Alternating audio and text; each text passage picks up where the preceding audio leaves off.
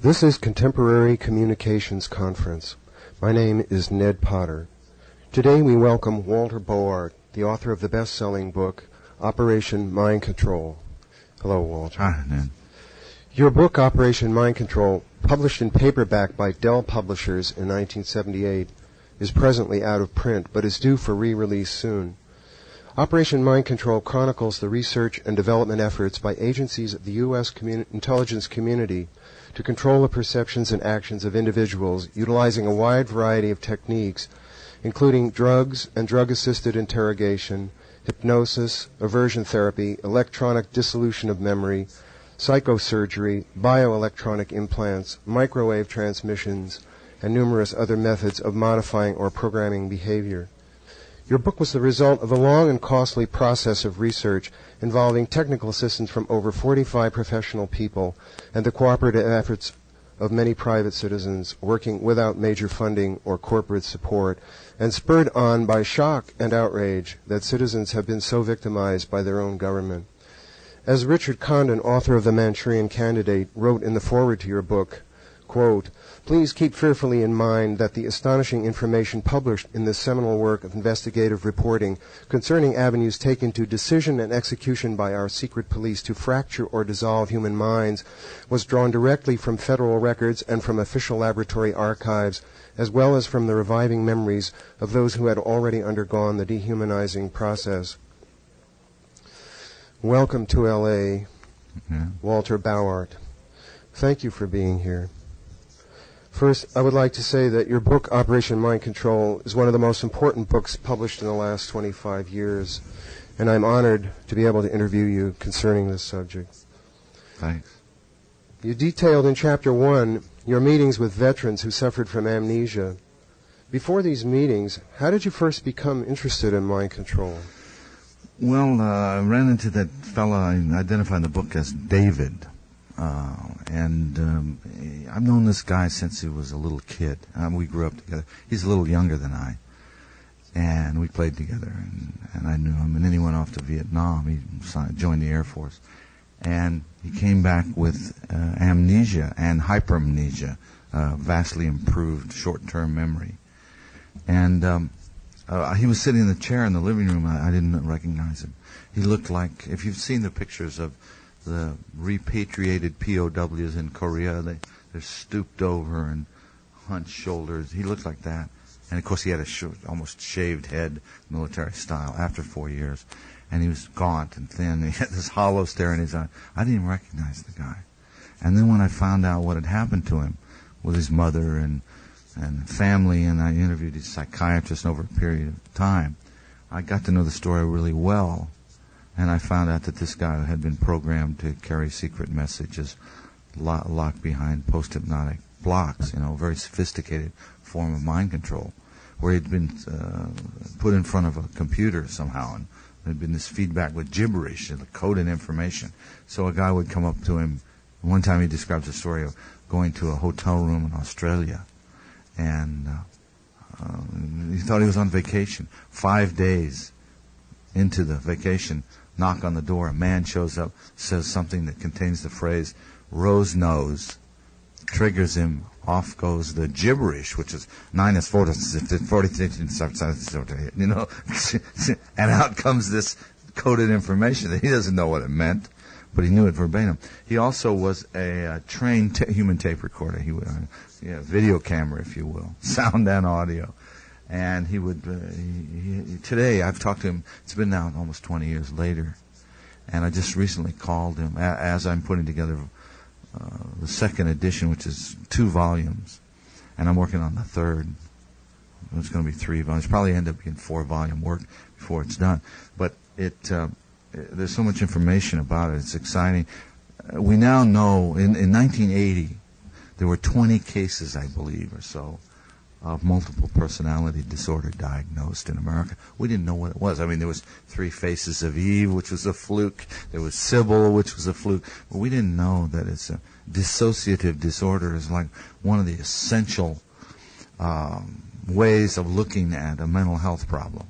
I mean, dissociation is what mental health Schizophrenia. Well, yeah, it's really not even schizophrenia, though. Schizophrenia is a heightened awareness that's very different than what multiple personality disorder is. Oh. And it's now called dissociative identity disorder, thanks to the AMA or the APA and whatever.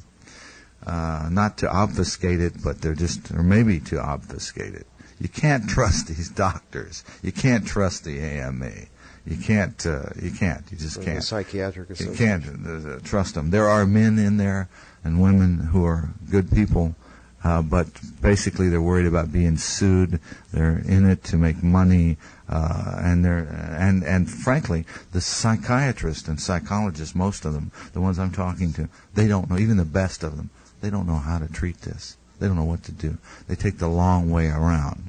And so one of the things we're doing is we're putting together, after so many years now of looking at this and finally figuring out what it is, we're putting together a group of experts in a group called the Freedom of Thought Foundation, which, among other things, we want to provide help for people.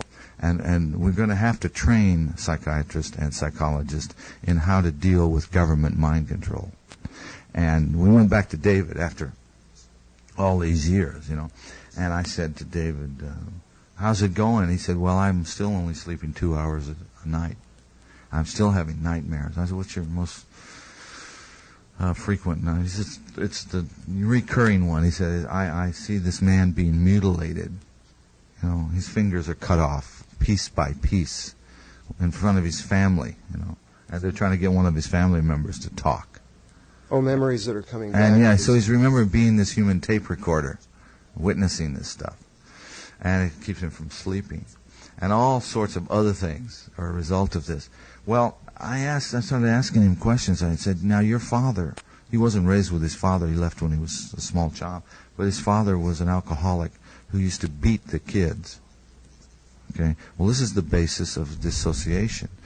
We find, here's what David represents. David represents that part of the mind control spectrum, which he joined the Air Force, and they studied his Minnesota Multiphasic Personality Index forms. That MMPI shows multiple personality disorder very clearly. So they said, aha, we can use this guy, right? So they made him a hypno-program courier. That's not all he did. We don't know what all he did because he's very much recovered, but he's still suffering. And now we have the technology and understanding to really help these people. Could you go into that a little bit? Yeah, well, it's basically the kind of thing that neurolinguistics programming uncovered. And neurolinguistics programming was really a toolbox of stolen from Milton Erickson, Virginia Satir, and various Gestalt, Fritz Perls, and a variety of other disciplines. And when you strip away all the technology from mind control, microwaves and magnetic waves, gravity waves, stuff, you end up with hypnosis. You end up with embedded commands, subliminals, stuff. So it's really basic, and it's really people think that hypnosis is something, a big, mysterious, I'm going to go to sleep. And can you remember a time when you went to a Halloween party dressed in a costume? Can you? No, not me personally. You never went to a Halloween party? No. Can you remember one of your birthday parties? Yes. All right. And you just looked up to the left, you see, when you remember that, which means you're right-handed, and it also means that you were accessing your visual recall bank.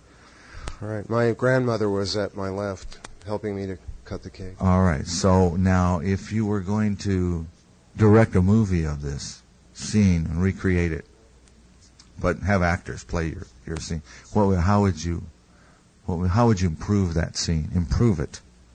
Improve it. Improve the scene. Transderivational search. Your eyes just went from right to left at the ear level, and then they went up, and you went left to right, up. So that's called a transderivational search. Okay, now, if I wanted to, during the time you were processing that question, I could have given you an embedded command about a dream you might have tonight. You know, and then I would ask you how the weather. Did it rain here yesterday? And then you'd start saying, did it rain? I don't know. And then you wouldn't remember the embedded command. And then you'd probably have the dream. And that's how I would start to influence you. Without any integrity, you know. Or wires. You know, or wires, you know. But the same thing is true if you take ELF, extremely low frequency, different kinds of waves and rays that can be modulated, even microwaves. And of course it'll cook your brain. Some of these things they really do destroy brain cells and what have you.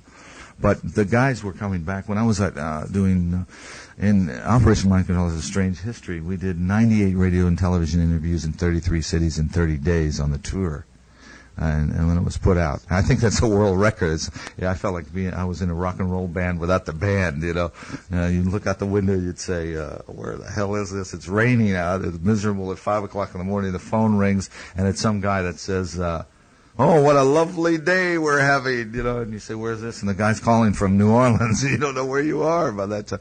So, but a guy called me on TV. I was on KPIX in San Francisco, and they were supposed to bus in a bunch of ladies, and the bus, you know, the ladies' club you have the book author of the day, the chef, you know, the standard ladies' morning format, the television format of 1978, and the bus broke down, so there was nobody in the audience, you know, so they opened the phone lines to San Francisco, which was fortuitous.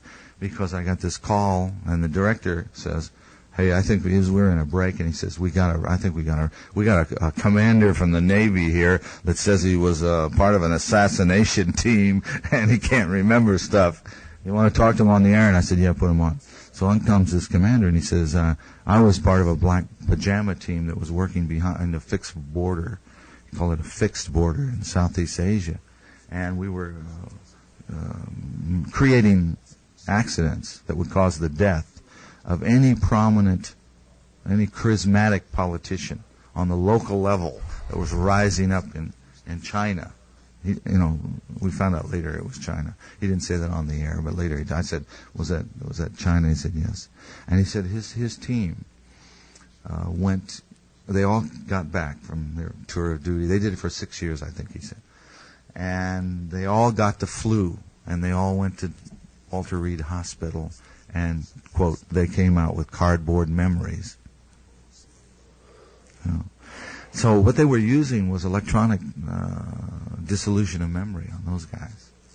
And radio hypnotic. In other words, just erase the tape of your mind. Just erase it. Now, what are you going to do? You have psychological problems. It's like having amnesia. It's a serious, painful,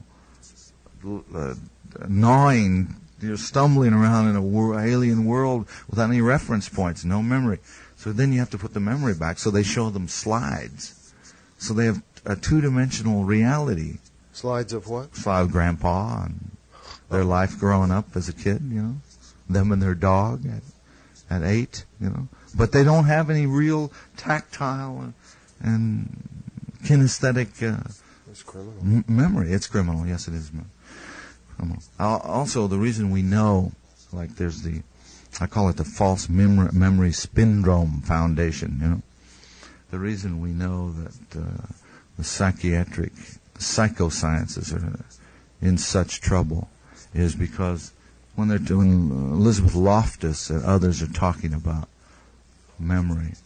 They're talking about who can remember what, and then how abuse victims, you can't rely on their memories, and they don't know the first thing about how memory works. This guy on television that sells for $39.95 a series of tapes by which you can improve your memory knows more about memory than Elizabeth Loftus and some of these other people, you know, because they don't know the fundamentals of the second signal system and how it works. At least if they know it, they're not talking about it, and they're not approaching.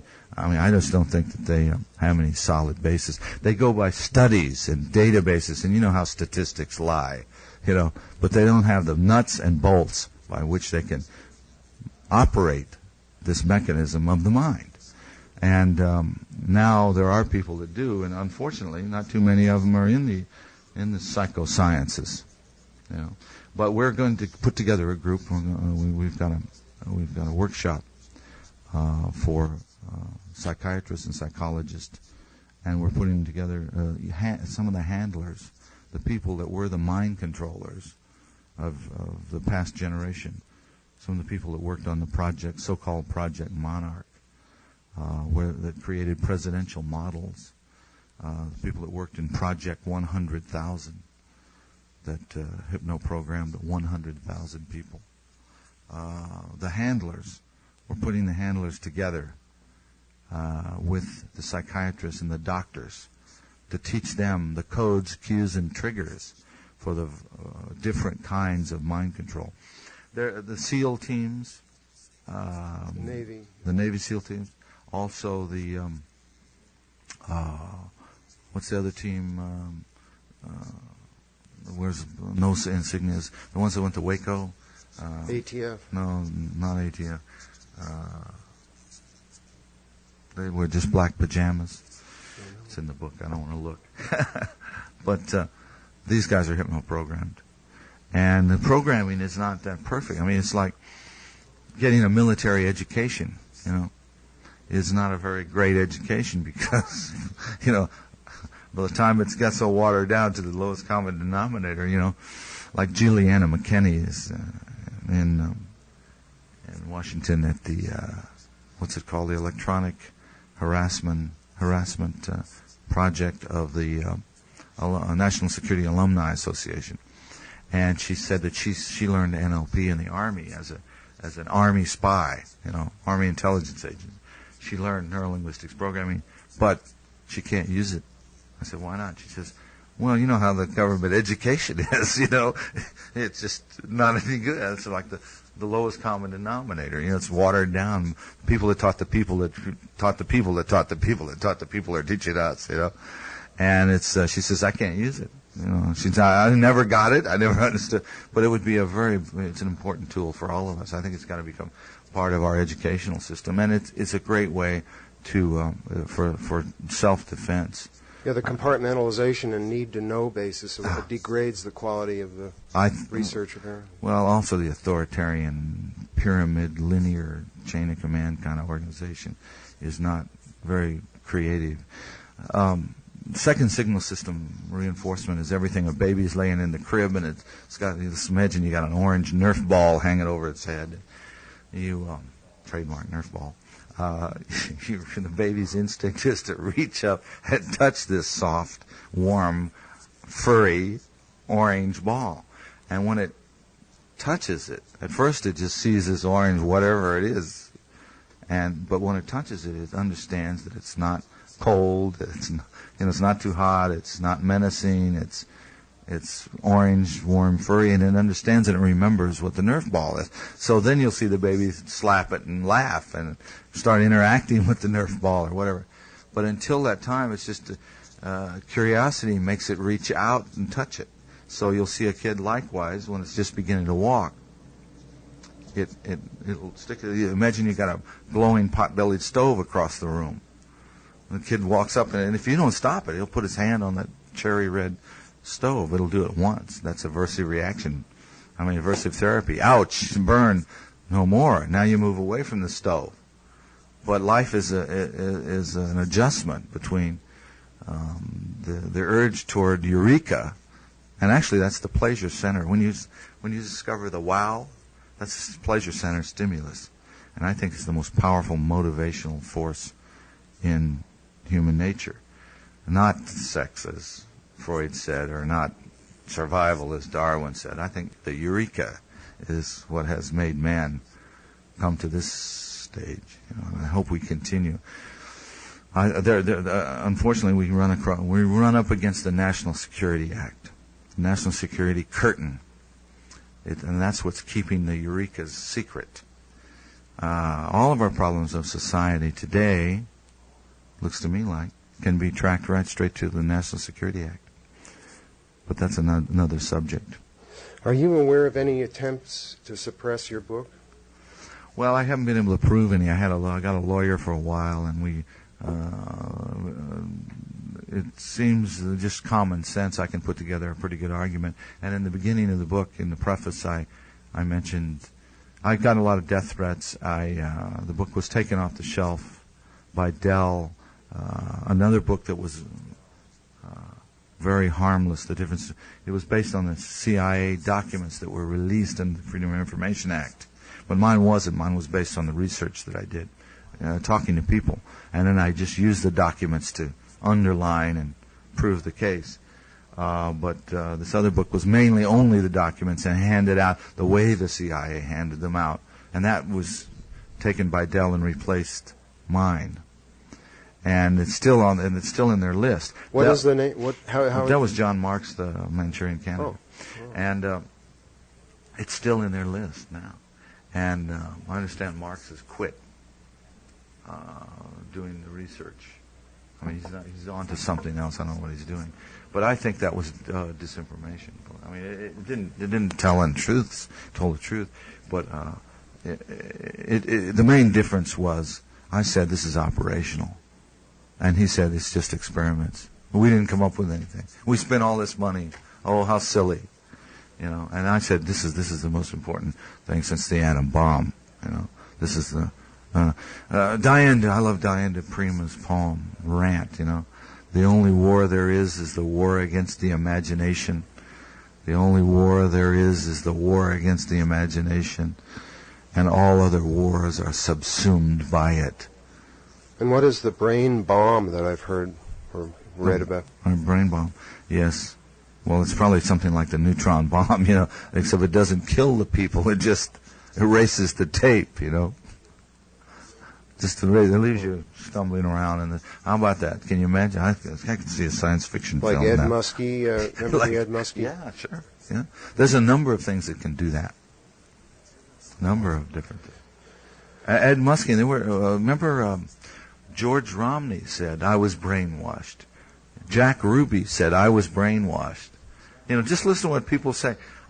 Yesterday at this Brain Mind Symposium here in, what's the name of this hotel? The Continental Hotel near LAX. There were 100 people there, and I asked them, how many of you have been brainwashed? And every one of them raised their hand. I said, how many of you have been mind controlled? About 10% raised their hand. I said, how many of you absolutely cannot, how many of you believe that you cannot be made to change your mind, change your belief against your knowledge and without your consent? Only one person raised their hand. So it gives you an idea of what people are experiencing. And then I ask them questions about their government, how they felt about it. And I'm telling you, it's a cynical time. Now, this might not be these are people that got up out of bed and came down here to hear me talk, So it's a different. And thank you, guys, for mentioning it on the radio. Several of them came up to me and said, "I heard about you on the radio, and I came down." So appreciate it. But it was an interesting audience. It's people that are concerned now, and I think there's a groundswell rising. And one part of this is the thing I talked about mostly was the abolition of the National Security Act. We've got to. God bless Hazel Larry, Department of Energy. It used to be called the Atomic Energy Commission, Now it's the Department of Energy. She releases 33 million documents, right? And, God bless her. But there's still, that's 3 miles high, pile of documents. Was that mostly what came out recently on the radiation on unsuspected? Well, yeah, but they're still doing it. I mean, it's 3 miles high pile of papers. And they haven't got to since it's been, a month or so now? They're not finished Xeroxing yet, the first set, But there's 33 million documents left that they haven't released, and I don't consider the Department of Energy part of the cryptocracy, really. I mean, it's sort of, and she says, I have looked into the faces and eyes of people doing battle with their government. And she's going to have to look in a lot more faces and eyes, and we're going to have to look into not only the Secretary of the Department of Energy, the Secretary of the Health, Education, and Welfare, the Veterans Administration, and on and on and on, as well as the entire national security establishment, CIA, DIA, NSA, on and on and on. All we don't the need that. universities. We don't need that. I approached Tom Bearden yesterday and I said, we're going to abolish the National Security Act. And he sort of lurched backward. And I said, he said, well, we need some, there's some secrets we got to keep. And I said, you mean military secrets? He says, yes. And I said, well, the military can do that. You don't need this National Security Act. He says, well, you're right. And I said, then you're going to join us? He says, oh, yes, I'll join you. We'll abolish the National Security Act. And Fletcher Prouty has joined us on the Freedom of Thought Foundation. He said, Harry S. Truman said that the worst thing he ever did was to sign the National Security Act. And he said it created the CIA and the NSA. He said the CIA is nothing but a war-making body. You know, it's manipulating our government. It's manipulating our society. I saw a bunch of journalists talking. What's wrong with journalism? The American people want us to do something about democracy.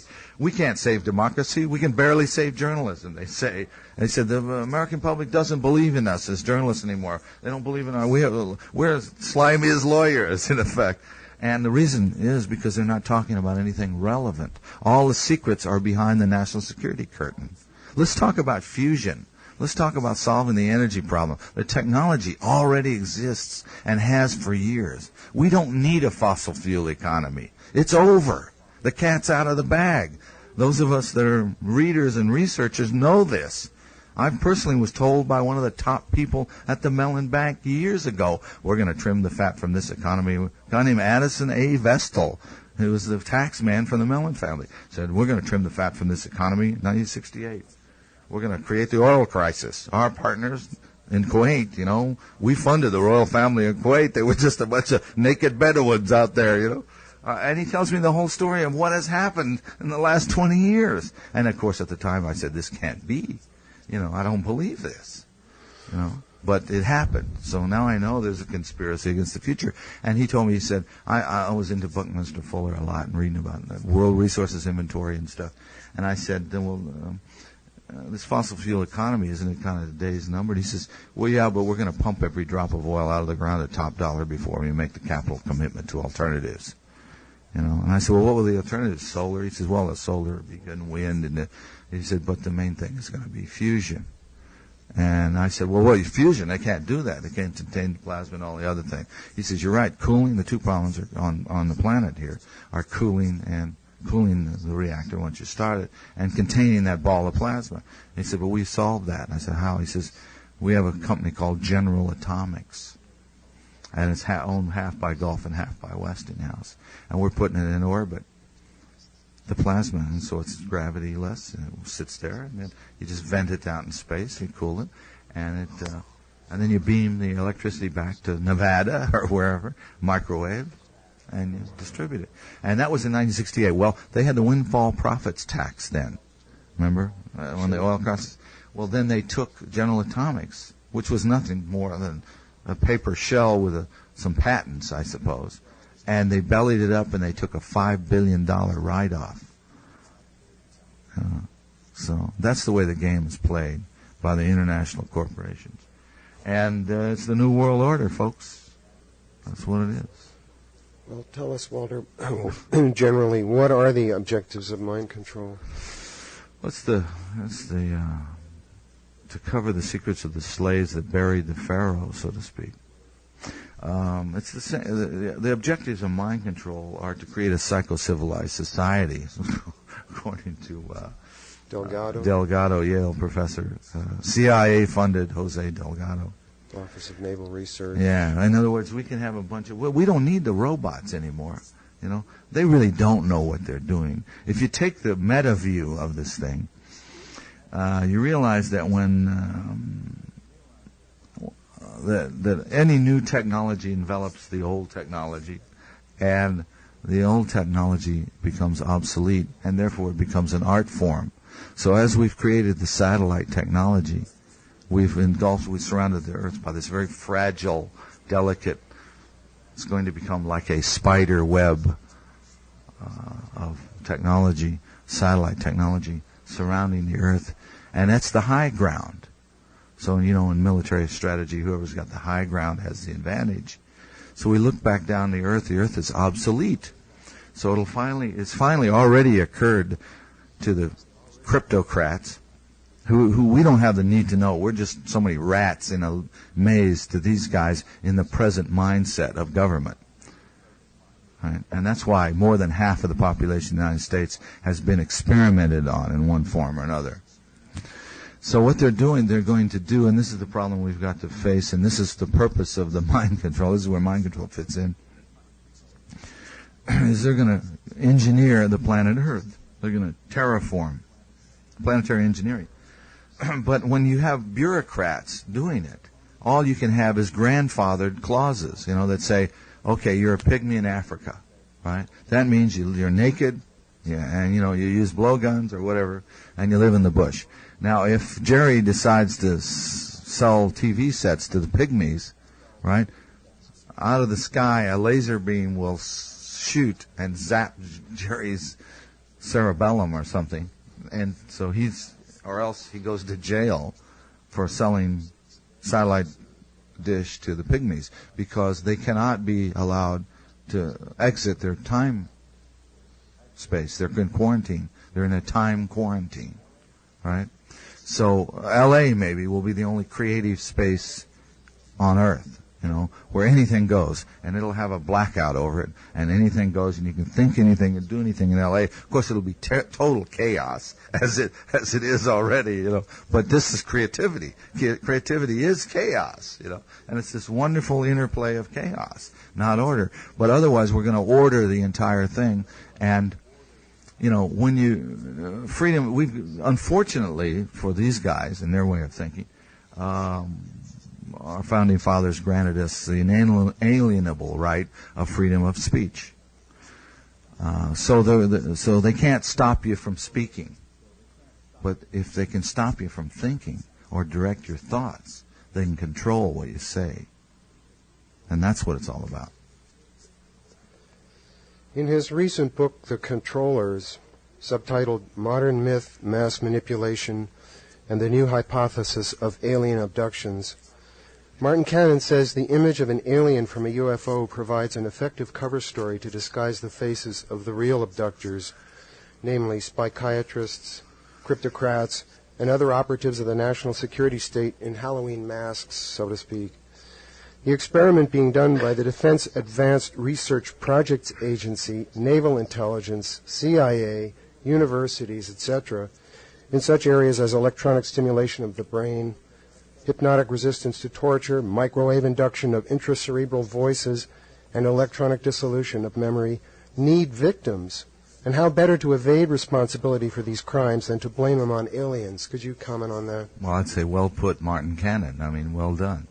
It seems I really want to see these higher and more advanced beings that are millions of years more evolved than us come here and help us out, because I think we need help. I think this human race is in a big mess.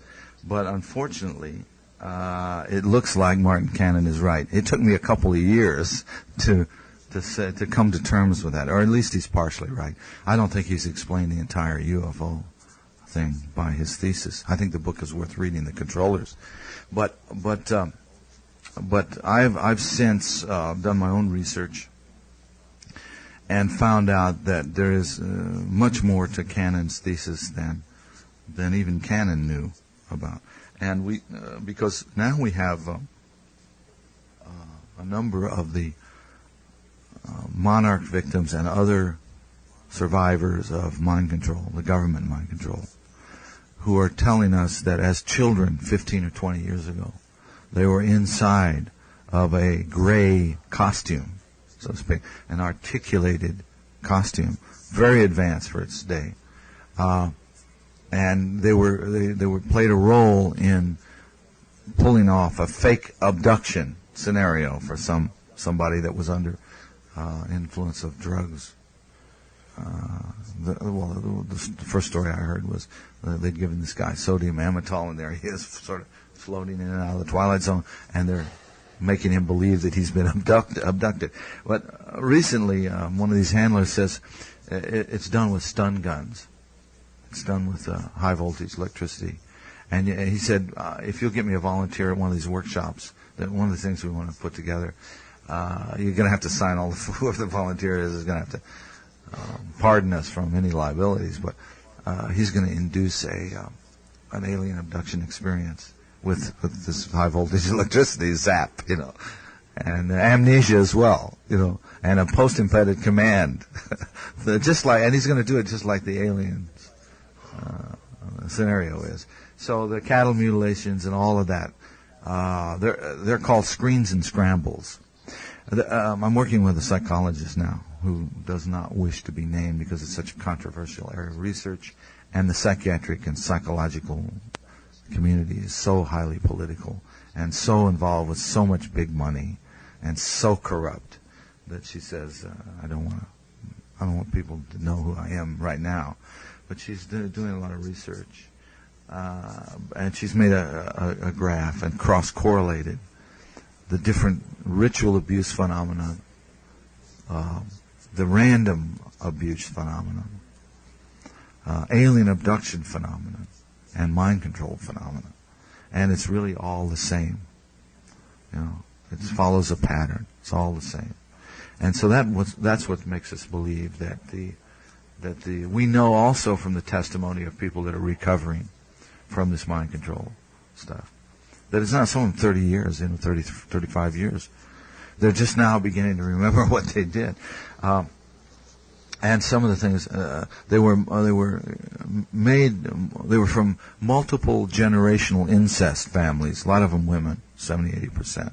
And of course, because of the anatomy and physiology of females, sex can be a very traumatic experience. And especially the sexual abuse at an early age of a child. I'd like to ask you about that subject, especially in regard to the Franklin cover-up. Yes. Some of these people are the ones that I'm talking about. Even Paul Bonacci was.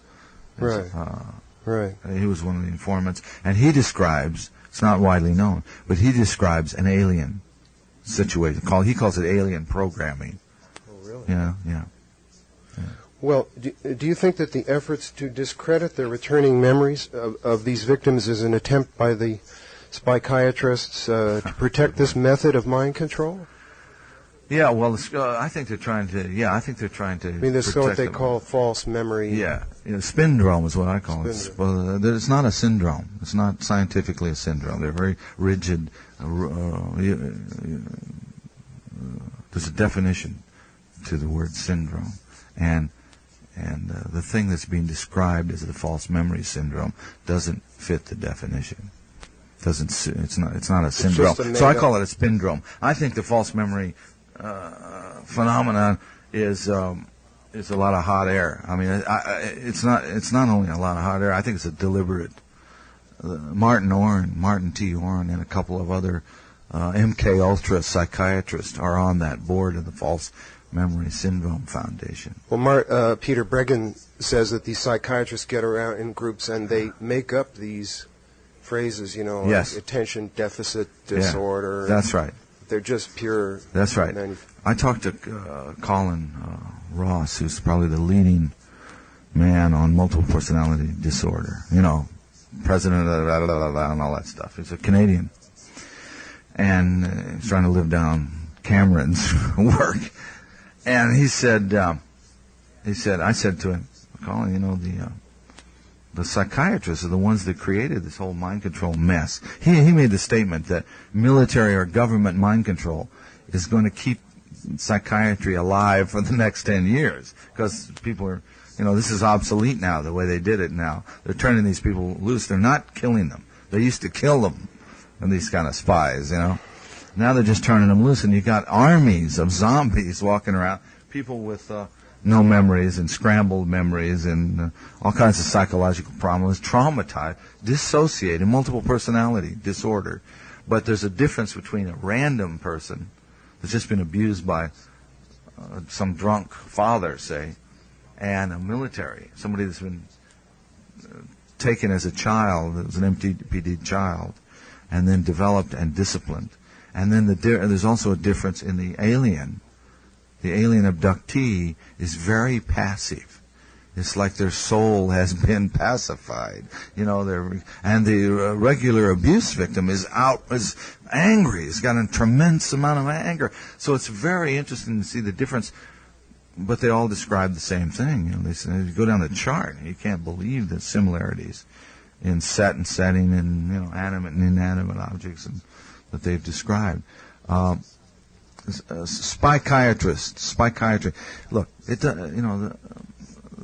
the technology that we have now discovered, the electronics, the stun gun techniques, the thing I call it neurolinguistics programming, which was partly a CIA, a result of a CIA effort. All this information, it's now leaking out into the public. Conceivably, Delta Force was the name I was looking for before, the guys in the black pajamas. They're hypno-programmed. Conceivably, you could take the Delta Force guys and find out their codes, cues, and triggers and turn them around against their commanding officers. You see what I mean? So what can be done can be undone. Anything that can mind control, anybody that knows the codes, cues, and triggers can take over from the handler. And turn the thing around. Bringing back people's memories seems to be a more difficult problem. Well, it's not just the memories. It's like the trauma comes with the memories. But there are ways now to treat that psychiatry has got to learn. Like psychiatry cannot cure a phobia, but I can cure a phobia in 10 minutes, Could you be more specific on that? Well, neurolinguistics programming can cure a phobia in 10 minutes. But the memories? You dissociate from the memories, and you look at the memory like a movie screen, and there's a technique involved, and you look at it over and over again until you're bored with it, right? And then you go on, and you're free of it. So your phobia is gone. Well, a lot of the fear is what's being used here. Fear motivates people. Fear is trauma, and trauma creates phobias. I saw my teacher get 5 people who couldn't wash their face because they'd almost drowned. Had a phobia of water. They used Noxzema. They were great. They consumed great quantities of face creams and stuff. And he got them to swim within 15 minutes. And one lady is the kind of person, I know another person that's this way too, their bones are so heavy that they sink, they don't float. She dove in and sank to the bottom of the pool and was swimming, doing the frog kicks, and swung up to the shallow end and stood up and said, "Wow, I can swim," And she was cured forever, of her phobia. Now she can wash her face and take a shower and what have you. But and all phobias can be cured, but I don't think psychiatry knows this. I mean, the general run-of-the-mill psychiatrist doesn't know how to do this. Well, they're and it's very simple. Pharmaceuticals. And they're into suppressing, giving drugs and suppressing the symptoms. Dr. Bob Beck has utilized psychoelectronic techniques, employing a device called the brain tuner to help people off heroin and other addictions.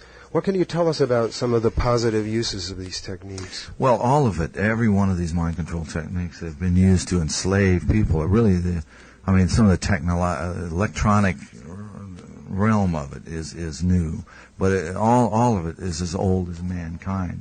The use of sound and color and lights and mantra and mudra and all that, the Sufi meditation things, those are very positive things, and they use the same technology that is being used to enslave people. So, any of this can be turned around, and Bob is doing some great work. He has sold, he's worked for the government, and he's probably feeling a little guilty about some of the things that he's done, the way they've been put to use. I would think that the psychiatric community, Colin Ross said to me, I said virtually every doctor in the psychiatric community of a certain generation worked for Project Mind Control. He says, you're absolutely right. And I said, then that means you guys got a lot of work to do clean it up. You made the mess. Now you got to clean it up. And he said, "You're absolutely right." Thanks, Walter. We'll return in a moment. Welcome back to Contemporary Communications Conference, Walter. The two-time Nobel Prize nominee, Dr. Robert Becker, writes in his 1990 book, Cross Currents, that since the mid-1970s, Dr. Jose Delgado, Spanish neurophysiologist, shifted his interest from direct electrical stimulation of the brain to the use of electromagnetic fields to produce fear, anxiety, and rage in humans by exciting specific areas of the brain. This work was not published in any scientific journals, but it was covered in Omni Magazine's February '85 issue. In the Congressional Record, number 26, volume 118 of February 24th, 1974, Delgado states, and I quote, "We need a program of psychosurgery for political control of our society. The purpose is physical control of the mind," which was the title of his book, incidentally. "Everyone who deviates from the given norm can be surgically mutilated. Man does not have the right to develop his own mind. Someday armies and generals will be controlled by electronic stimulation of the brain," unquote. Since you covered Delgado in your book, have you updated your research on him? Well, Delgado retired, as you know. He did that, and that's what he did, and he retired. Others took over from where he left off. And I think some of the work, side tributaries of his work are very, very interesting. Delgado, I think of him as the epitome of the mad scientist, you know. Yeah. And anybody that could buy that has got to be nuts. I mean, they're not an American. This guy's not an American. He's back in Spain, you know. And I think he functions very well under a monarchy, you know, because he thinks like a dictator. Anybody that suggests a psycho-civilized society is... we have the technology today with mind control, the beneficial use, the humane results, the application, the influencing with integrity is what it's all about. It's got to be. We have the ability to rehabilitate prisoners, criminals of all kinds, and turn them into productive people. We're into punishment instead. We have a political problem in this country. This society is sick from the top down, and this is what's coming out in the testimony of these victims, survivors of mind control. Some of the asides of Delgado are the Russians picked up. You know, where we messed around with monkeys, you know, and sticking needles in the monkeys' brains. The Soviets stuck the needles in the humans' brains, and they were trying to cure this woman of Parkinson's disease, and they found her orgasm center. And of course, every time they stimulated it, she got an orgasm. So she'd have thousands of orgasms a day, and she fell in love with the guy that held the button and followed him around. Then they stuck another needle in another part of the brain, and they hit her pleasure center. And it turned out that she lost interest in the guy with the first button and started following around the guy with the second button. And you can't do this with a monkey. You can't ask a monkey what does it feel like, but you can ask a human being. And they asked this lady, "What's the pleasure center? What's that mean? What's it feel like, the pleasure center?" She said, "It's like learning. It's discovery. It's like, wow." Well, they use the needles through the skull here, too, right? I mean, Yeah. John Lilly did Yeah. needles through the skull. But monkeys. We didn't do humans. We did animals. It was only animals. Animals, And have they since done any on humans? I think they've done some Parkinson's stuff on humans, electrostim. But it's not predictable, and they haven't got it down to a fine science. I had people calling me saying, this one particular gentleman, a writer, called and said his wife had Parkinson's, and he really wanted to find out what that research was all about, and he checked into it, and it wasn't, it was pretty rough and crude stuff with unpredictable. The results weren't as controllable and predictable, and they weren't sure of the side effects and the damage that would go, because it's sort of like, again, the magnetic tape metaphor when you put a field. But the magnetic fields, you don't have to it's almost like kahuna, healing. You don't have to stick a needle into the brain. You can just manipulate the field outside and affect the patterns of thought. So it's like, EMR or something, electronic magnetic resonancing is ESB. Yeah, well, that's electronic stimulation in the brain. It's direct needles into the brain. But if you just manipulate the magnetic field outside, if you put a big magnetic field, you'll have behavioral effects. And this is part of this is part of the mental telepathy system that people are suffering from. When Jim Jones moved his People's Temple to Ukiah, California in 1965, the group immediately infiltrated the Mendocino State Mental Hospital, which would provide not only test persons, or TPs as the Nazis call them, for his preliminary experiments, but also a training ground for the many medical technicians he needed for the final experiment. Soon every employee of the hospital was a member of the People's Temple. California virtually gave the hospital to Jim Jones, and when the patients were released from it, they were released into the charge of the People's Temple. Since the publication of the book Was Jonestown a CIA Medical Experiment by Michael Myers in 1988, has any new information come to your attention that would enlighten us as to the real purposes of the Jonestown operation? Well, I haven't read Myers' book, as I told you. I look forward to doing that. I think it's a good premise. There's enough, but what I have read about Jonestown, and some of the people that I've read have referred to Myers' book, there's indication that it was a CIA experiment. And for what purpose? It's a multi-purpose. I know more about Waco through the Paul Wilshire letter to Janet Reno. The CIA is very interested in cults and using cults. You can manipulate people's belief systems. If you can find out what a man believes and then his syntax, in other words, anything that you do, any expertise that you've got, how you do that. Let's say you're a great golfer. What do you believe about golfing? You believe, well, if the grass is growing the wrong way, I'm going to have a hard time. Well, that's a belief you want to change, So if you can find out what a person believes that's successful, and duplicate the belief, adapt the belief to your own, and then what do you see, hear, feel, in which order in the process of doing the task, you can duplicate the results, right? So when you get a group of people, especially with this, Anthony Robbins is a great teacher. He's a marvelous man, and he uses all the stuff that fundamentalist, revivalist meetings use. Music, light, sound, what was the Steve Martin film with what is the fundamentalist revivalist? What's the name of that film? A wonderful film. It shows the technology behind the revival meeting, singing, dancing, clapping.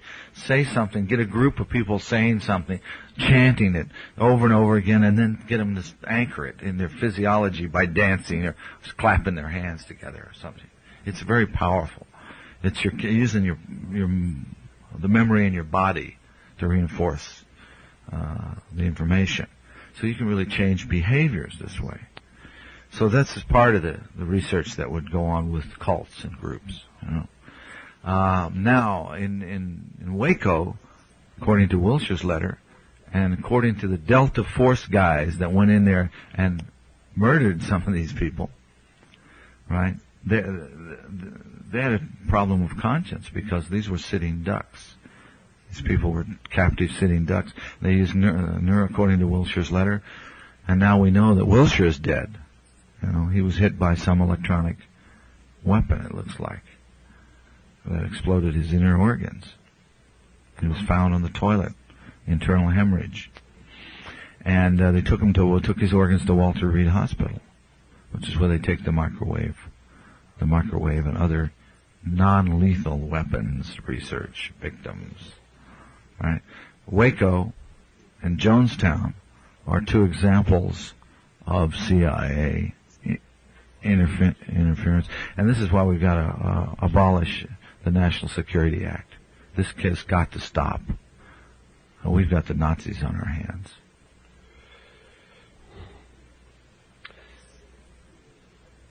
Are the mass shootings at McDonald's in San Diego, the Stockton, California schoolyard, San Francisco Business Tower, and Long Island Railroad, just to mention a few, the work of mind control terrorists? Yeah, you got to talk to a guy named Mike Knight he's up in Sacramento, I believe. He's a cop, former cop, and he's been investigating for a number of years this very question. And he has a lot of information that suggests that the tower sniper, remember what was the name of the tower guy? Ferry. Yeah, that he was, there's a lot of military intelligence and a cryptocracy connection, mind control connection to a lot of these things. He got into the Son of Sam and the Zodiac murders too, and he says the pattern is unbelievable. He's worth an interview for you sometime. Would you relate this to gun control in some way? Yeah. Well, this is how it's being used. You know, I mean, you have enough nuts. The whole society is being engineered this way. I mean, programming. The word programming on television, it means programming. And the violence in England, you don't have violence on television. They don't show it. And of course, they don't allow guns there either. But you have sexual murders like Jack the Ripper. You have these weird, perverted, repressed guys going crazy off in the dark alleys of London. But and you have these weird, strange sex crimes. But of course, we're having those to the in the bizarre manifestations recently. Well, we didn't used to. I think a lot of it's on television. There's a phenomenon called audiovisual desensitization going on. When you have all this violence, murder, mayhem, all the blood and guts and explosions, action, adventure on television or what have you, you end up with people that are desensitized to it. And little kids are taking a gun and saying, "Oh, let me shoot him like on TV," and blowing people away. And of course, there's plenty of guns around. Well, that's a question I have about the Ludovico treatment, in The Clockwork Orange. Yes. If they were desensitized, I mean, they were showing him films of violence, yes, but they weren't. Were they desensitizing him? Yes. In other words, to stop him from. Well, they were. It was like the same thing. A phobia cure would be without propping your eyes open and forcing you to watch the film. This was. It wasn't quite right what they showed, but they showed it. They gave the general impression. Okay, but it wasn't quite right. It was, but they were trying to desensitize him too. The way you characterize Luis Castillo, Lee Harvey Oswald, Sirhan, James Earl Ray, it suggests a unifying theory behind the idea of the, quote, lone nut assassin. Could you elaborate on that? Well, I didn't say they were assassins, right? I said they're patsies, most of them. And this is the cover story. Usually there's a shooter on all the assassinations. They're highly trained professional military marksmen, and or several of them in some cases. And then the rest of them are just throwaways. Now, we don't know if that's true of Luis Angel Castillo or not, because there was no assassination, no crime. But with Sirhan, it's pretty obvious now, time gone by, that somebody else shot him from behind, and that Sirhan was just randomly shooting, and he was hypnoprogrammed. With blanks? It could have been blanks, or it could have been actual bullets, but he was hypnoprogrammed. And he said mind control in his diary. He could write, which also, by the way, now, it indicates he had 3 personalities there. Each one was answering. So he kept saying things in threes, He'd write them down in 3 times. And, so nobody probed that. Nobody really resolved Sirhan. He's still in prison up there with a scrambled brain, So the only one we know who actually killed somebody was Mark David Chapman. Yes. Right. Yeah. So since Fenton Bressler's book "Who Killed John Lennon" came out in 1989, yes. Good book. Has any new information come out on Chapman? I don't know. I haven't studied the Chapman case. Because they keep bringing him back on TV. Barbara Walters interviewed him. Is that right? I don't know, 6 months ago or so. And she even asked him directly, are you controlled? And he said no, which of course can mean nothing, I suppose. But. Yeah, well, yes. Can you be made to do something against your will and without your knowledge? Most people will tell you no. But the answer is yes. Of course it is. And the easiest person to hypnotize is the person that says, I can't be hypnotized, because the hypnotist never tells you, yes, you can. They say, of course you can't be hypnotized. And they establish a rapport, and that's the entry into hypnosis. Well, this question may not be properly exactly on mind control, but I'm very interested because in the beginning of your book you talk about Daniel Ellsberg. You say that he broke free from the chains of command when he leaked the Pentagon Papers. Do you still believe that? Well, I don't know. Maybe so, maybe not. Maybe he leaked them on purpose. Well, did you read Silent Coup by Kolodny and Getlin? No. The theory is that this was a military operation to destabilize Nixon. And yes, could have been. I think could have been now. Possible. Sure, it's possible. You bet. Okay. Yeah. But Ellsberg was a good example. I was trying to encourage whistleblowers. I think it's happening now very much more. Maybe he was meant to. He was told. Well, yeah, but also he might have done it for his own motives and didn't realize how it served others. Sometimes myself, I think, I'm saying, who gave me this information? How did this information come to me? Is this a leak? I'm always struggling with it. But you can get off in a paranoid dimension that way, where you never do anything if you don't just play it by your guts. So a guy like Ellsberg was probably doing it for the right motives on the surface of it. I don't think he was I don't necessarily think that he was a witting dupe. Well, it's like Timothy Leary was a witting accomplice with cryptocracy and his. Well, if you're witting, you're not a dupe, right? Yeah. Yeah. Yeah, if you're witting, yeah. So if you're unwitting, you have a motive to do the right thing, but you're being used by the other guys that are feeding you. That's another question. I don't know the answer to that one about Ellsberg, and I haven't read the book, so maybe you'll send it to me. Sure. Because I'd like to see it. In June 1980 issue of Covert Action Information Bulletin, there's an article entitled "Mind Control: The Story of Mankind Research." Yes. You know this? Yes. In which Weberman states that Christopher Bird worked for the CIA and specialized in psychological warfare, and Peter Tompkins is an ex-OSS agent. Are the books authored by Bird and Tompkins' psychic discoveries behind the Iron Curtain and the secret life with plants some kind of a CIA disinformation? Well, that's an interesting question, because it's almost like when you look at again the meta view of this kind of thing, including the alien phenomena, alien abduction phenomena, you find out that for every yes, there's a no.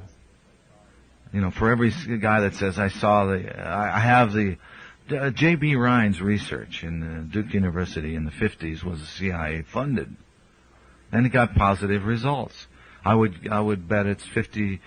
I would bet it was 65% positive telepathic results. The average man, 65% of the time.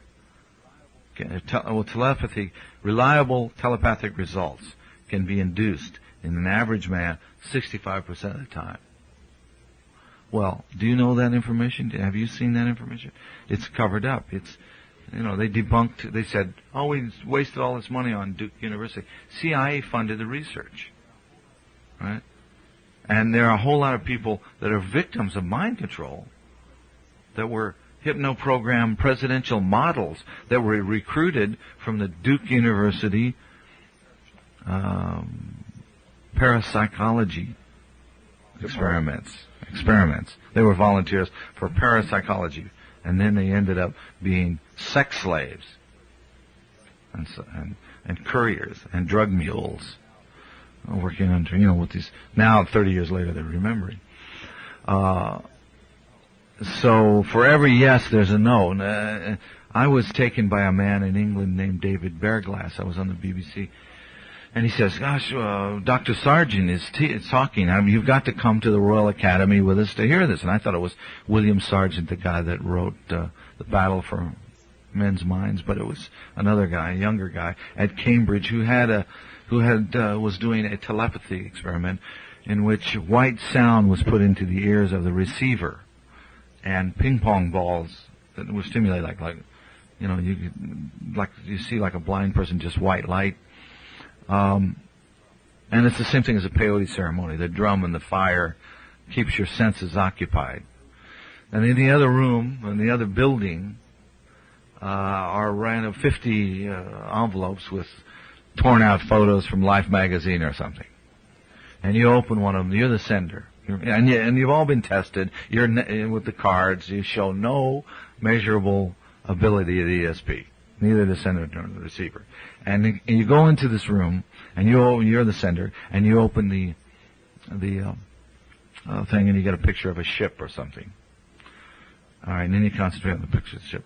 65% of the time, the guy that's the receiver with the ping pong balls on his eyes and the white sound in his ears will draw a picture of a ship or whatever it is you're sending. There's a match 65% of the time. I saw this paper presented, and I was taken there by this man named David Bearglass, who is a mentalist. He's an expert in micro-muscle movement reading, and it's an uncanny ability that I guess we all can learn. It's like heightened sensory acuity. You know, and NLP teaches you some, neurolinguistics programming teaches you some of these things. But this guy had it developed to an nth degree. He was like the amazing Randy, you know, who's the CIA version of David Bearglass.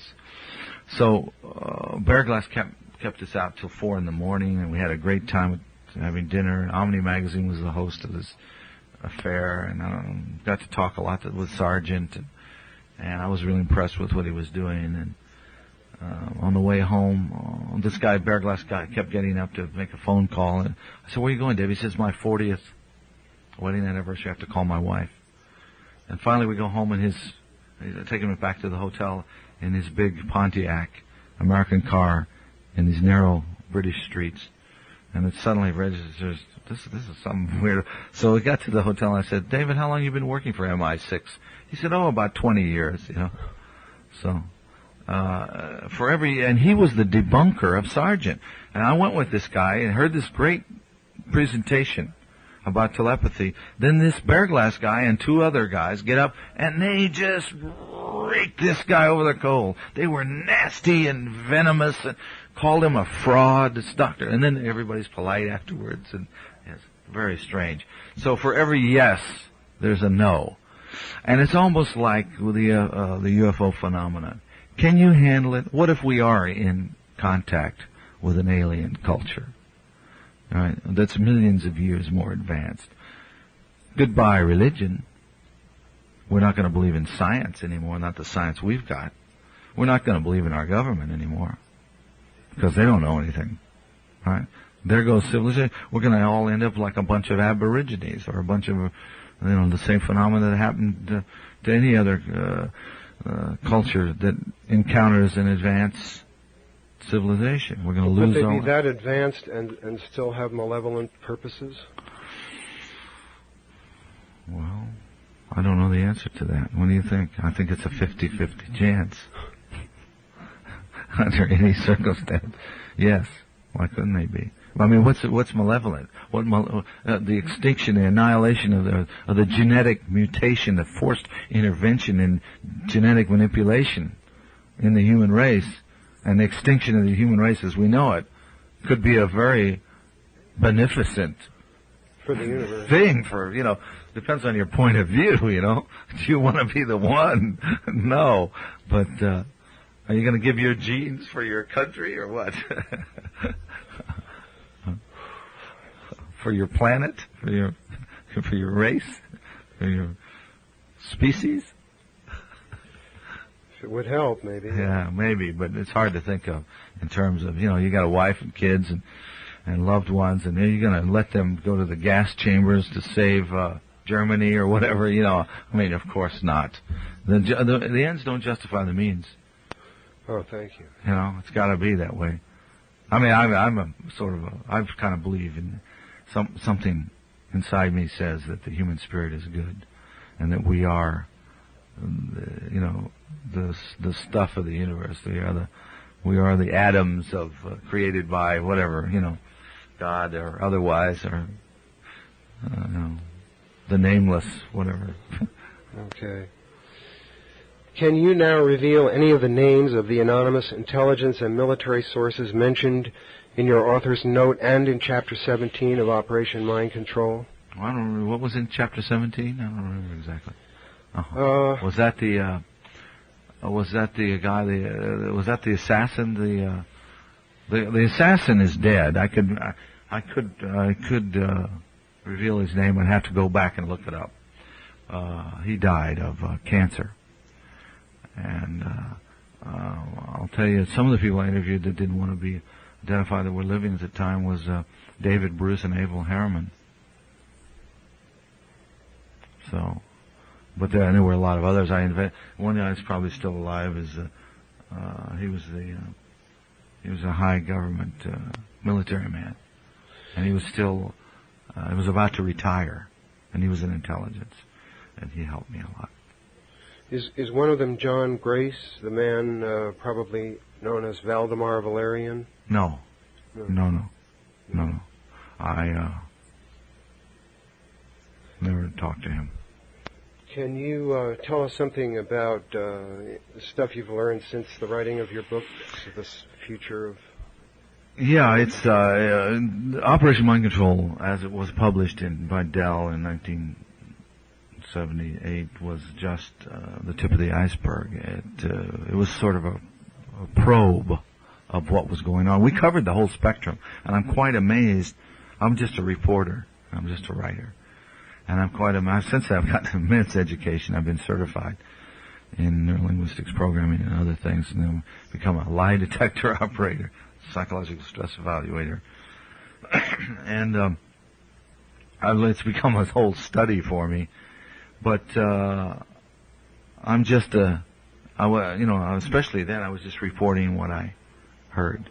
And of course it was all right 17 years later with everybody's tried to tear it down.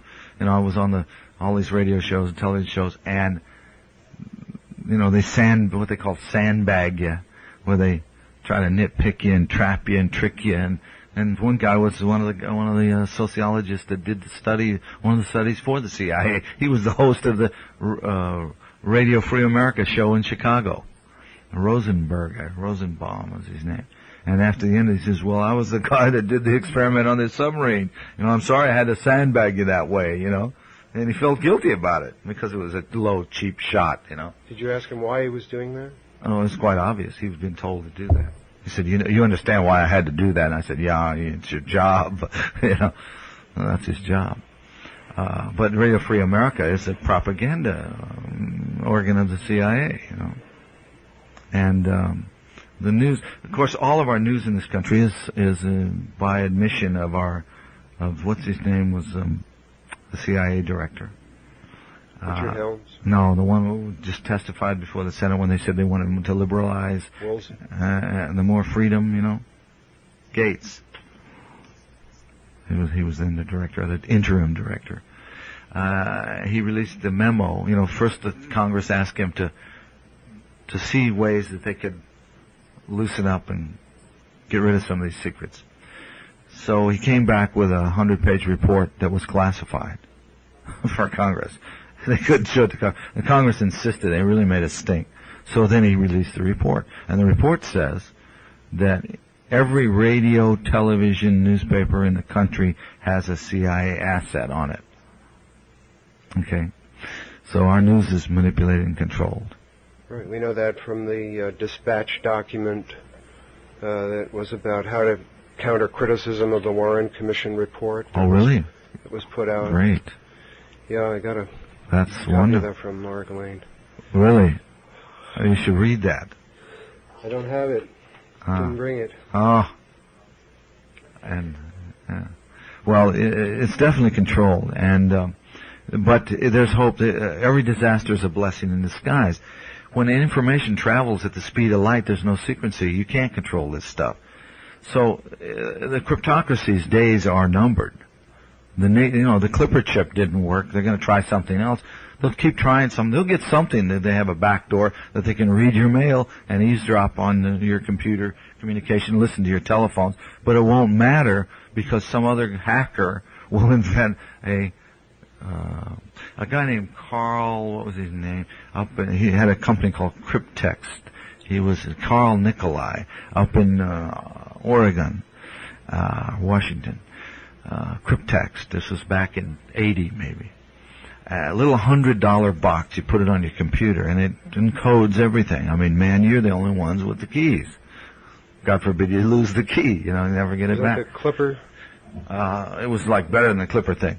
$100, this little dinky thing. This guy's a genius. He started making it, selling it for $100. The National Security Agency shut him down, put him into court for 8 years. Violation, restraint of trade, un-American activities. This has got to stop. And then they figured out, well, they were afraid this guy would sell it to the Arab countries or some African nation or whatever. Which they did themselves with the Inslaw programming anyway. Yeah, but here for billions of dollars, they have these big systems, and some guy like Nikolai invents this little $100 thing that totally upsets our apple cart. That is free enterprise. That's the spirit of America. That's what it's all about. That's why this country used to be great, because guys like Nikolai could do that. The Security Act comes in, and it's an antitrust thing. It's a violation of our principles of business and the whole freedoms, everything this country is all about. To be able to have a cryptocracy, the National Security Act must be repealed. Must be repealed. And these cryptocrats must be sent packing, and the criminals, when you're going to find out the criminal behavior, as soon as you repeal the National Security Act, all the secrets are going to come. Just like what happened in the Soviet Union with its collapse. We found out all the secrets of the KGB. We're going to find out all the secrets of these guys. Of course, there'll be a Richard Helms in there destroying, burning files, and the paper shredders going. And, of course, it's happening right now. Prouty says that there's the lights are burning overtime in Langley. They're Xeroxing planting false files right now, just for Freedom of Information requests. So you can't depend upon the Freedom of Information system, because they plant false information in the files. All right, so you can't believe those documents. The MJ-12 document is a perfect example. Well, the Pentagon Papers is a good example. Was it a false document? I don't know. Trying to convince us that we could win in Vietnam. Oh, yeah. Oh, yes, right. Yeah, yeah. But see, that's not like a technical manual. It's not a technical manual. Walter, what is the Freedom of Thought Foundation? It's the purpose of it is to abolish the National Security Act, to give, to maybe perhaps explore the possibility, at least with lawyers and interested parties, to bring to the public forum, and discuss the possibility of amending the Constitution so that freedom of thought is an inalienable right. Our founding fathers couldn't conceive of a time when voices could be implanted in your brain, nor could they conceive of subliminal commands in the elevators in department stores. And I think we ought to be free of that stuff. I think we should be free to be free from microwave radiation, electromagnetic frequencies of all kinds that affect human thought processes, and that we should be able to have a system by which we can prosecute perpetrators of mind control, be they public or private. We have the military now recruiting multiple personality disorders from satanic cults, and creating cults and supporting satanic cults to create multiple personality disorder people. So it's a vicious circle. And it's got to stop. We've got to repeal, just like we repealed the Volstead Act when we had Prohibition. Prohibition created the mafia and organized crime and was the first corruption of America. What the government denies, free enterprise supplies. It's inevitable. It's part of human nature. This is a country of mavericks, and it always will be, unless you want to put all of us on the streets as hollow zombies with no souls, And of course, if a handful of some secret elite is going to do that to the population, there's no way that they're going to escape it either. So, like I said, with the Delta Force guys, you could find their codes, cues, and triggers and turn them around on their commanders. So what goes around comes around, as they say. And the Freedom of Thought Foundation is a young, fledgling organization we're going to raise $155 million and go to Washington and repeal the National Security Act. And also we're going to get AIDS. We're going to do all the things I've been talking about on this. Today we're going to try to educate the psychiatric community about what's wrong and what needs to be done, and give them the real tools to clean up this mess that the psychiatric community, in cahoots with the kleptocracy, created. A psycho-civilized society. When will Operation Mind Control be re-released, and what will the new information be that the first edition of 500 copies only will be released. It's called the Flatland edition. Will be released August 15th, and it contains a lot of information. It sort of explains what the first book was about. It contains all of that information updated that was in the first book, but it also has a second volume to it.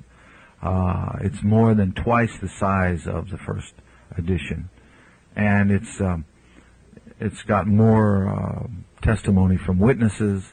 It's got more interviews and more fresh new material. And of course, then it shines the light of the present on the past, and I'm quite amazed at what I didn't know what I know now, but it was all the seeds of it were in the first volume. So it's quite amazing to look back 17 years and find out that the first person in the book was a multiple personality disorder, when I thought probably that would be diagnosed as schizophrenia and so forth, But it goes to show you how much we've grown in in our understanding of the human mind in 17 years. It's pretty amazing. And the Monarch program is there? The Monarch program is a very interesting thing. It had to do with a butterfly, and the early Monarch victims were tattooed, and there were 2 or 3 different levels of programming, and each kind of programming had its own set of codes, cues, and triggers. And the people that were tattooed with a monarch butterfly were a certain type of, usually presidential models, very attractive young women. Some of them sold into prostitution, coerced by mind control into prostitution, some sort of perverted form of prostitution, to high government officials, right? And then the bizarre sexual tastes would be cultivated of these high government officials. And then that fits in with the Franklin. Well, that's how you would control the high government officials. Yeah, the Franklin part of it was involved in Monarch. Bonassi was a Monarch victim. He was one of them, and that case is still ongoing. That's a very much alive case, and that book is certainly was called Lincoln Conspiracy, wasn't it? No, the Franklin Cover-Up by John DeCamp. By John DeCamp. That was the longtime senior senator of Nebraska. That's right, and that book is worth reading. Very much. Absolutely. If you had been a victim of MK Ultra, what plan of action would you have devised to protect yourself, if any? Well, you wouldn't know you would have been a victim if you were a victim of MK Ultra. I mean, the ones you would know 30 years later, probably, like it's happening. The Project Monarch people, it started when they were infants. Some of them came from 100-year families have been doing this for 100 years, and the CIA just accessed these people, these children. They would take babies, infants, and dip them in cold water, the bottom half of them in cold water, ice water, and then the top half of them in scalding hot water, right? And they would dissociate as infants, and they began to program these children this way and develop these different dissociated personalities that could then be used. And at a certain age, they would then sell them. This is still ongoing in this country. They would then sell them on a white slave market to the cryptocracy, who would use them as couriers to carry messages like behind. Because when you get into an MPD state, weird phenomena happen: improved memory, enhanced memory, hyperamnesia, incredible memory abilities, great gifts come out of people who are tortured. The dissociation produces very useful things: sex slaves, drug mules, spies, people who can remember, like human tape recorder type people. It's quite amazing. So it's very useful to the intelligence people. And they took these women, these attractive women, and they used them with all the presidents, and even in the 60s, they were reporting that in the 60s they were even given injections of different kinds to protect them from diseases that sound like AIDS back in the 60s. Do you think that was genetically engineered? I do. Yes, and half the people of the United States have been experimented on in one form or another. 100,000 American soldiers were marched through the fallout at Trinity site, for example. 35,000 they admitted to MK Ultra, which was the tip of the iceberg. One project, another, the radiation people, I don't know how many that was, but that was an industry of 156,000. On and on, but the largest number was the swine flu dress rehearsal. In Cuba? No, here in the United States, we had swine flu. When Ford was president, we had the swine flu inoculation, Well, there was no swine flu coming. The swine flu was an engineered thing. And swine flu wasn't coming. But 50% of the population got up and got the shots. Now, we were the only country that had the chicken eggs, incubator racks, injection guns or needles, doctors, nurses, and communication system to do a quick emergency, civil defense drill in germ warfare was what that was. But it's still using you against your knowledge and without your consent as a guinea pig to see if they could get 50% of you to go take the swine flu shots, which 50% of you did. Now they can analyze your blood and to see which of you are, to find out who are the suggestible ones in our population. So I feel this may relate to martial law even. Well, the National Security Act is martial law. We've been living under martial law since 1947. All your civil rights can be suspended by the National Security Act. In the interest of national security, you don't get a fair trial. What's national security? There's no case law. Nobody knows. It's anything they say it is. The National Security Act must be repealed in order for us to regain our Bill of Rights. In Christopher Simpson's recent book, Science of Coercion, he quotes from U.S. Army and National Security Council documents that define U.S. psychological warfare strategy as the clandestine targeting of the U.S. population as well as foreign countries for psychological operations. Is there anything we can do about this except to repeal the National Security Act? Well, that's very true, what you just read. And there are elements. On one hand, there's John B. Alexander, who's promoting non-lethal weaponry, and he's selling it to local police forces. And a lot of the non-lethal, quote, non-lethal weapons will kill you, and the other, it depends on what setting you have it on, stun or kill, so to speak, But it'll also fry your brain and produce permanent mental debilitation, some of it, Definitely, we've got to get this authoritarian trend under control in this country. And there's no reason to have a prison industry in this country when you have the technology to rehabilitate criminals. We have social engineers in this country. They're not. They're criminal. These guys are criminals. They're probably Nazis from Germany, probably second generation. Well, we know that the paperclip operation brought over a lot. How many would you suspect are still operating from that? A doctor that works in a hospital, clinical psychologist, said, when we tell the FBI about satanic ritual abuse, they don't pay any attention. But when we say that there are Nazis, that it's the skinhead Nazi doing the ritual abuse, they show up right away. because they know it's the fastest growing thing in America. On behalf of Contemporary Communications Conference, we'd like to thank you, Walter.